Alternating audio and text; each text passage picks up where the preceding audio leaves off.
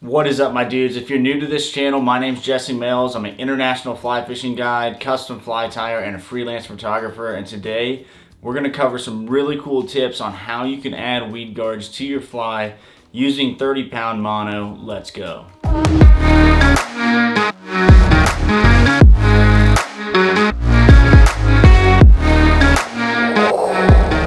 Alright guys, so we're going to cover 4 main techniques on this.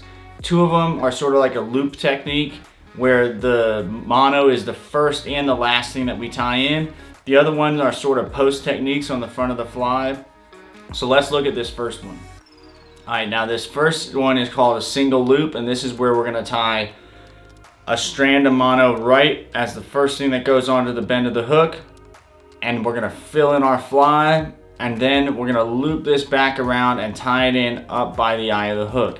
This creates a loop over the hook point and can bounce weeds and push the fly off of logs, things like that.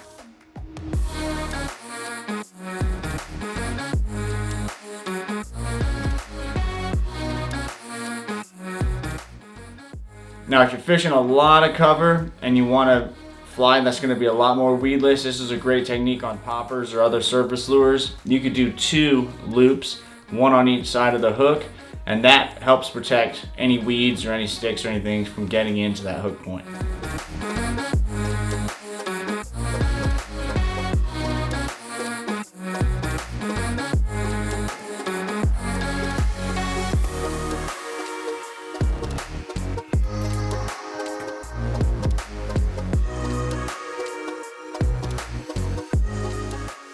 Now the post technique is probably my most used because it's just easy to throw in at the end of the fly.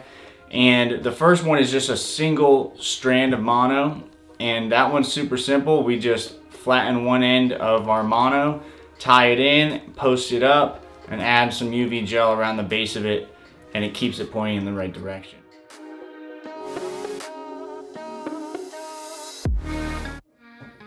Now with that said, we can also do a double post technique, which you technically just bend a longer piece of 30-pound mono around the shank of the hook pointing upwards, and you just want to post this up with your thread, tie it in real tight, and then fill in around that with some UV gel as well, and now you have 2 posts sticking up protecting the hook point.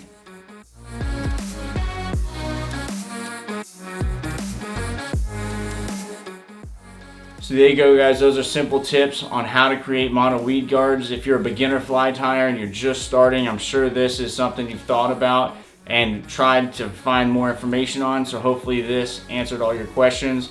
There's other things you could do as far as titanium weed guards and things like that, but these are going to be your 4 main ways to help create a weedless fly using mono. If you guys enjoyed that video, please hit the subscribe button. Also, don't forget to check me out on Patreon at Backwater Fly Fishing to see exclusive content just for our members there and help support this channel and all the content we're putting out. Thank you guys so much. Catch y'all later. Deuces.